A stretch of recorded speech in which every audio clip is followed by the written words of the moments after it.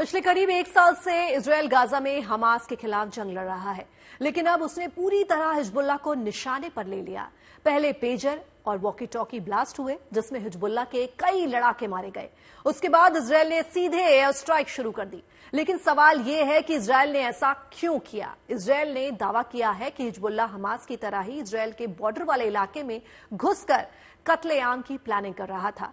इस प्लान का पता चलते ही इजरायल ने हिजबुल्लाह के कमांडर्स और उसके हथियारों को खत्म करने का फैसला कर लिया और हमले शुरू कर दिए। देखिए खास रिपोर्ट।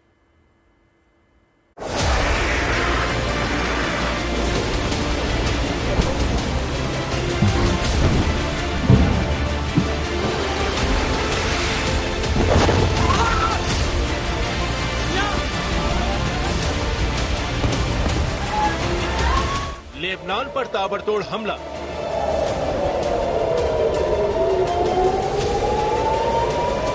हिजबुल्लाह के ठिकाने तबाह।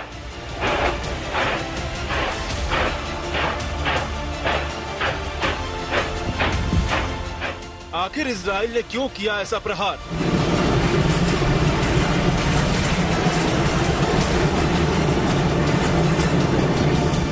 क्या इजराइल को थी खुद पर हमले की खबर? इजरायली सेना का दावा है कि हिजबुल्लाह इजराइल पर वैसा ही हमला करने वाला था जैसा हमास ने पिछले साल 7 अक्टूबर को किया था। पिछले साल हमास ने इजराइल में हमला करके कत्लेआम किया था। इजरायली नागरिकों को बंधक बनाया था। इजराइल का दावा है कि हिजबुल्लाह के आतंकी भी उसी तरह उत्तरी इजराइल में घुसपैठ करके नरसंहार करने वाले थे, मगर इजराइल को हिजबुल्लाह के प्लान की भनक लग गई और इससे पहले कि हिजबुल्लाह कुछ कर पाता, इजराइल ने जबरदस्त हमला किया। हिजबुल्लाह के ठिकानों और हथियारों को तबाह कर दिया, उसके लड़ाकों और कमांडरों का सफाया कर दिया। Hezbollah has been planning to do in northern Israel what Hamas did in southern Israel on October 7th. Invade Israel, infiltrate civilian communities, and massacre innocent civilians. To achieve this goal, Hezbollah drew up a plan. They called it Conquer the Galilee. On Friday, the IDF conducted a precise strike based on intelligence on Ibrahim Akil, the architect of this plan, and other senior Radwan force commanders in Beirut. Israeli सेना का दावा है कि इस हमले को लेकर पूरी प्लानिंग की गई थी और उसे अंजाम देने के लिए शुक्रवार को बैठक हुई थी।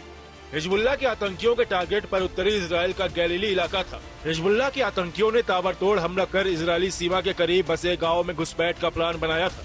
हमले की जिम्मेदारी हिजबुल्लाह के रादवा फोर्स के आतंकियों को सौंपी गई थी। उनसे ये कहा गया था कि वो हमास के आतंकियों की तरह घुसपैठ के बाद इजरायली नागरिकों का कत्लेआम करे, नागरिकों को अगवा करे और पूरे हमले का मास्टरमाइंड इब्राहिम अकील था। ये वही आतंकी है जो शुक्रवार को इजरायली हमले में मारा गया। हमास ने जिस तरह दक्षिणी इजराइल के सीमावर्ती गांवों को निशाना बनाया था, उसी तरह हिजबुल्लाह के निशाने पर उत्तरी इजराइल के गांव थे। इनमें से एक गांव मिसगांव एम लेबनानी सीमा से महज 250 मीटर दूर है। वहीं दूसरा गांव मेतुला सीमा से 350 मीटर की दूरी पर है। अगर हिजबुल्लाह के आतंकी बड़ी संख्या में इजरायली सीमा पर हमला करते तो उनके लिए इन गांवों तक मिनटों में पहुंचना कोई बड़ी बात नहीं थी। लेकिन इजराइल ने चंद मीटर की दूरी पर मौजूद इस खतरे को पहले ही भांप लिया और प्लान बना रहे हिजबुल्लाह के लड़ाकों और कमांडरों को बमबारी करके मार गिराया। अभी हालत यह है कि लेबनान में इजराइल की दहशत है। हमलों से हिजबुल्लाह कांप उठा है। इजराइल का खौफ इस कदर है कि हिजबुल्लाह चीफ नसरल्लाह अंडरग्राउंड है, अपने लोगों को संबोधित भी कर रहा है। तो रिकॉर्डेड संदेश से هيدا العميل بتقلي وين العميل؟ قل لك هيدا العميل الخليوي اللي بايدك واللي بايد زوجتك وبايد اولادك. هيدا الخليوي هو العميل، وهو عميل قاتل، مش عميل من جويبه، عميل قاتل يقدم معلومات محددة ودقيقة. ولذلك هذا بده جدية عالية بالمواجهة فيه. أغلب الحالات اللي عم بتصير هي نتيجة الخليوي. نحن عم نعمل إجراءات داخلية، بس صاير قد الناس خلص، يعني صار الخليوي مثل الأكسجين تبع الواحد، ما بيقدر يعيش بلا، يتنفس بلا. وبيعرف هذا جهاز تنصت، وصوتك عم يوصل، وصوت زوجتك عم يوصل، شو عم بيصير عندك بالبيت عم يوصل، وبالشغل عم يوصل، ومع ذلك بضل واحد ممسك بالخليوي. هذا أمر غير جائز من الناحية الشرعية في بالحد الأدنى في مرحلة القتال والمعركة والتهديد وتعريض أمن وحياة الآخرين للقتل. नसरल्ला के डर की वजह भी साफ है। हिजबुल्लाह के तमाम कमांडर ढेर होते जा रहे हैं। हसन नसरल्ला के अलावा जिंदा कमांडरों में अब 2 ही बड़े नाम बचे हैं। अबू अली रिदा जो बद्र यूनिट का कमांडर है और अली कराकी जो सदर्न फ्रंट कमांडर है। सोमवार के हमले में कराकी को भी निशाना बनाने की बात सामने आई थी, मगर हिजबुल्लाह का दावा है कि वो सही सलामत है। लेकिन इस दौरान इजराइल ने नसरल्ला के सारे कमांडरों को एक एक करके उड़ा दिया है। मंगलवार को रॉकेट मिसाइल यूनिट का कमांडर इब्राहिम कुवैसी मारा गया। उससे पहले ऑपरेशन हेड इब्राहिम अकील को ढेर कर दिया गया। इसके अलावा सरोज कमांडर फौद शुक्र मारा जा चुका है। इसी तरह रादवा फोर्स के विसम अल तवील और अबू हसम समीर भी मारे जा चुके हैं।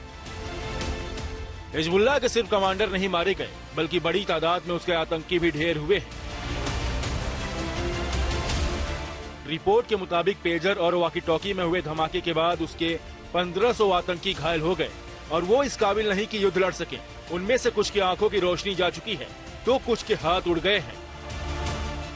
हिजबुल्लाह ने खुद कबूल किया है कि बड़ी तादाद में उसके आतंकियों के जख्मी होने से वो कमजोर पड़ा है।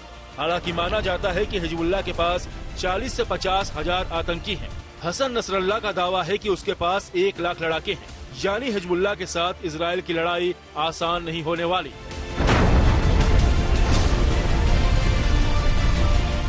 जानकार भी मानते हैं कि हमास के उलट हिजबुल्लाह इजराइल को कड़ी टक्कर दे सकता है। Bureau report, good news today.